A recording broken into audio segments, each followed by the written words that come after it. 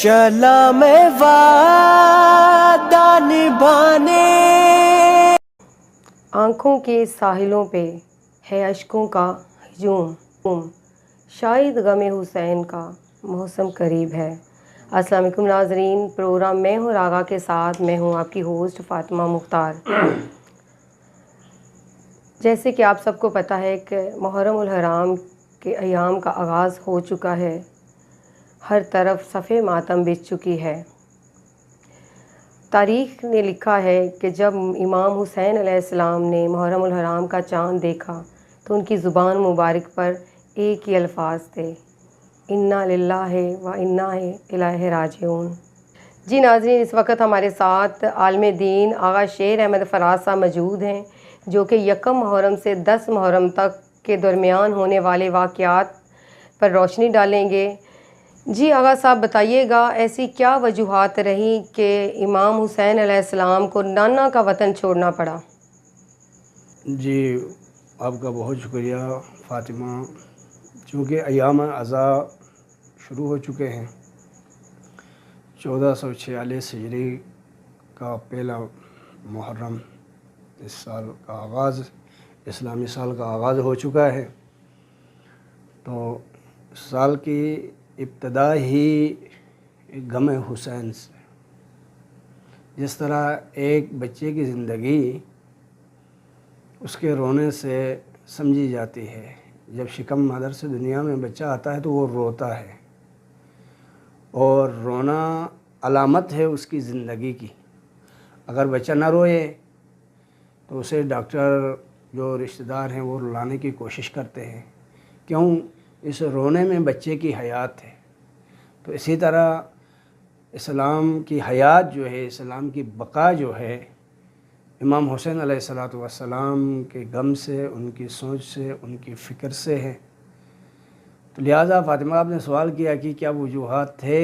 کہ امام حسین علیہ السلام کو اپنے نانا کا وطن جو کہ مدینہ انتہائی حسین کے لیے اس کائنات میں سب سے اگر کوئی محب چیز تھی تو وہ مدینہ تھا، اور روضہ رسول تھا، پھر ماں کا روضہ تھا۔ لیکن یہ دردناک داستان، یہ واقعہ جو ہوا کسی غیر مسلم کی طرف سے نہیں ہوا، یہودی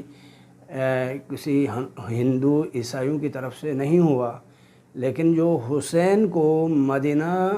چھوڑنے کا جو سبب بنا، جو وجہ بنی، وہ مسلمان تھے۔ وہ حسین کے نانا کے کلمہ پڑھنے والے تھے، لا الہ الا اللہ محمد الرسول اللہ پڑھنے والے تھے، جنہوں نے نہ صرف حسین کو مدینہ چھوڑنے پہ مجبور کر دیا، بلکہ حسین علیہ السلام مظلوم کربلا اور ان کی آل اولاد اور ان کے اصحاب کو کربلا کی سرزمین پر تپتے صحرا میں 3 دن کے بھوکے پیاسے رکھ کے گھیرے میں لے کر لا الہ الا اللہ پڑھنے والوں نے، لا الہ الا اللہ پڑھنے والوں نے، حسین کے نانا کا کلمہ پڑھنے والوں نے حسین کے اور ان کی اولاد کے اور ان کے اصحاب کو جو ہے کربلا میں تحتیگ کیا۔ ظلم بربریت کی عظیم داستان ہے۔ اگر آج بھی انسان کو کوئی غم لاحق ہوتا ہے تو اس کو نصیحت کی جاتی ہے کہ اگر آپ کو زیادہ غم ہے، غم سہا نہیں جا رہا ہے، تو کربلا کے غم کو یاد کرو، آپ اپنے غم کو بھول جاؤ گے۔ اب فاطمہ جو ہے، آپ نے سوال پوچھا تھا، آپ نے جو سوال پوچھا تھا میں اس طرف آ رہا ہوں کہ کیا وجوہات تھی امام حسین علیہ السلام کو اپنے نانا کا وطن چھوڑنا پڑا۔ چونکہ امام حسن علیہ السلام کی شہادت کے بعد امامت کا جو تاج ہے، امامت کا جو سلسلہ ہے، اس کی ذمہ داری عہدہ ہے، وہ امام حسین علیہ السلام کے سر اقدس پہ سجتا ہے۔ تو چونکہ امام ہمارے عقیدے کے مطابق منصوص من اللہ ہوتا ہے، اللہ کا برگزیدہ ہوتا ہے، اللہ کا منتخب شدہ ہوتا ہے۔ اور دیکھیں، دین اللہ تعالیٰ مقنن دین ہے، اللہ تعالیٰ نے دین کا قانون دیا، بنایا ہے، ٹھیک ہے۔ اللہ کے رسول ہے مبلغ دین کو پہنچانے والا، اور امام جو ہوتا ہے وہ محافظ دین ہوتا ہے۔ تو اسلام کو اتنا خطرہ پہلے نہیں ہوا ہے امام حسن علیہ الصلوۃ والسلام کے ادوار میں، پھر مولا علی علیہ الصلوۃ والسلام کے ادوار میں اسلام کو خطرہ جب بھی پیش آیا ہے تو امام علی علیہ الصلوۃ والسلام نے اس کا جنگ کا دفاع کیا، اسلام کا دفاع کیا، جنگیں کرنی پڑی رسول کے بعد جو ہے نا مولا علی علیہ الصلوۃ والسلام کو جنگ صفین اور جنگ نہروان جس میں قابل ذکر ہے۔ اسی طرح امام حسن علیہ الصلوۃ والسلام نے ایک معاہدے کے تحت، وہ بہرحال لمبی بعد میں گفتگو کرنا نہیں چاہتا، ایک معاہدے کے تحت حکومت جو ہے معاویہ کو دے دی تھی، اور ان شرائط میں جو امام حسن علیہ الصلوۃ والسلام نے جن شرائط میں حکومت جو ہے اختیار اس کا معاویہ کو جو دیا تھا، یعنی دے دیا تھا، کیونکہ یہ دروازہ ہی ایسا ہے کہ جس در پہ مانگنے کوئی آ جائے تو یہاں سے نہ کبھی بھی نہیں ہوا، وسائل کبھی بھی محروم نہیں ہوا، تو اس نے بہرحال دے دیا امام حسن علیہ الصلوۃ والسلام نے معاویہ کو حکومت۔ لیکن ان شرائط میں یہ تھا کہ معاویہ کے ساتھ امام حسن کے جو صلح کے شرائط تھے اس میں سے یہ تھا کہ وہ اپنے بعد خلافت کا انتخاب کرنے کا حق نہیں رکھے گا، یعنی وہ اپنے بیٹے یزید کو خلافت نہیں دے گا۔ تو لہٰذا جس چیز کا ڈر تھا، چونکہ امام حسن علیہ الصلوۃ والسلام خانوادہ اہل بیت ہیں، انہوں نے اپنے معاہدے کی پاسداری فرمائی، قائم رہے تا دم شہادت، لیکن معاویہ کے انتقال کے وقت جو ہے اس نے اپنے بیٹے کو خلافت سونپی، چونکہ یزید ایسا بدبخت اور ایسا لعنتی شخص تھا، اسلام اس کے اندر دور دور تک تھا ہی نہیں، اسلام کے نام و نشان ہی نہیں تھا۔ اس سے معاویہ کے مرنے کے بعد یزید جو ہے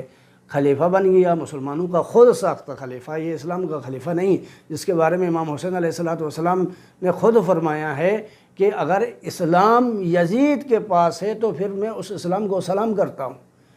اس اسلام کو سلام کرتا ہوں۔ سلام کا مطلب یہ ہے کہ میں اسے ایکسیپٹ نہیں کرتا ہوں، یعنی وہ اسلام نہیں ہے جو اللہ کے رسول پر نازل ہوا تھا، اسلام اللہ کے رسول لے کر آئے تھے۔ تو بہرحال مختصر کر رہا ہوں، مروان کو یزید نے خط لکھا، چونکہ ولید کو یزید نے خط لکھا، وہ مدینہ کا گورنر تھا، تو امام حسین علیہ الصلوۃ والسلام کو طلب کیا گیا دربار میں۔ امام علیہ الصلوۃ والسلام مدینہ میں جو گورنر تھا یزید کا، ولید، اس کے پاس تشریف لے گئے، رات کا وقت تھا، بڑا مشہور واقعہ ہے۔ تو بہرحال ولید نے معاویہ کے انتقال کی خبر دے دی، تو امام نے انا للہ و انا الیہ راجعون پڑھا، اور اس کے بعد یزید کی بیعت کا مطالبہ سامنے رکھا۔ تو پھر امام علیہ الصلوۃ والسلام نے عظیم جملے فرمائے۔ کیا فرمایا امام نے؟ نحن اہل بیت النبوہ، ہم اہل بیت نبوت ہیں، و مختلف الملائکہ، ہمارا گھر وہ ہے جہاں پر فرشتے گروہ در گروہ آ کر طواف کر کے جاتے ہیں، فرشتے آتے جاتے رہتے ہیں ہمارے گھر میں، و مادن الرسالہ، ہم رسالت کے کان ہیں۔ یہ پھر آگے فرمایا مثلی لا یبایع مثلہ، مجھ جیسا اس جیسے کی کیسے بیعت کرتا۔ اور پھر امام حسین علیہ الصلوۃ والسلام، میں آج بھی پڑھ رہا تھا ایک جملہ، ارشاد فرمایا اگر دنیا میں کہیں مجھے ٹھکانہ نہ مل جائے، کہیں پر بھی کوئی ٹھکانہ میسر مجھے نہ ہو، اس دنیا کو میرے لیے تنگ کر دی جائے، تب بھی میں یزید جیسے فاجر اور فاسق انسان کی بیعت نہیں کروں گا۔ تو چونکہ یہ وہ واقعات ہیں، امام حسین علیہ الصلوۃ والسلام کو مدینہ پہ رہنے نہیں دیا گیا، تو امام علیہ الصلوۃ والسلام بیعت یزید کی نہیں کر سکتے تھے۔ یہ فرما ہی دیا تھا مثل لا یبایع مثلی، یعنی مجھ جیسا اس جیسے کی بیعت نہیں کرتا، یعنی یہ خانوادہ اہل بیت علیہ الصلوۃ والسلام، خانوادہ نبوت کا فرد ہے امام حسین، اور ایک طرف بنو امیہ کا یہ ناہنجار یزید، جو کہ جس کے پاس اسلام کا وجود تک نہیں تھا، حلال رسول کو اس نے حرام کر دیا تھا، حرام رسول کو حلال کر دیا تھا۔ اس وقت امام حسین علیہ الصلوۃ والسلام کو یہ قیام کرنا، مدینہ چھوڑنا زیادہ ضروری تھا۔ دیکھو امام حسین کے لیے اپنی ذات عزیز نہیں، اپنی اولاد عزیز نہیں، اسلام عزیز تھا امام حسین علیہ الصلوۃ والسلام کو۔ اس لیے جب مدینہ سے نکلتے ہوئے مولا امام حسین علیہ الصلوۃ والسلام نے فرمایا، جب لوگوں نے آ کے مشورے دیے، حالانکہ اس وقت کے لوگوں کو جو بھی تھے مشورے نہیں دینا چاہیے تھے، بلکہ رسول کے نواسے کو، بلکہ قرآن نے رسول کے بیٹے کہا امام حسن اور امام حسین علیہ الصلوۃ والسلام کو۔ آیت مبائلہ پڑھ کے دیکھیں آپ، فَقُلْ تَعَالَوْا نَدْعُوا أَبْنَاءَنَا وَأَبْنَاءَكُمْ، تم اپنے بیٹوں کو لے آؤ، ہم اپنے بیٹوں کو لے آئے۔ ٹھیک ہے، جب یہ عیسائیوں کے مقابلے میں لے کے گئے تو رسول کے کون بیٹے تھے؟ امام حسن اور امام حسین علیہ الصلوۃ والسلام تھے۔ تو لہٰذا امام حسین علیہ السلام اسلام کی بقا کی غرض سے نانا رسول اللہ کے مدینہ کو چھوڑنا پڑا اور جس وقت اللہ کے رسول چھوڑ رہے تھے کہ امام حسین علیہ السلام مدینہ الرسول کو چھوڑ رہے تھے، اس وقت امام نے یہ کلمات کہے جب صحابہ اور صحابہ کے بیٹوں اور دوسرے دوستوں نے آ کر منع کیا کہ آپ مدینہ نہ جائیں کربلا کی طرف، تو امام نے ایک جملہ کہا، انی لم اخرج بطرا ولا مفسدا ولا ظالما، نہ میں کوئی حکومت کے لیے، نہ کوئی میں فساد کرنے کے لیے نکل رہا ہوں،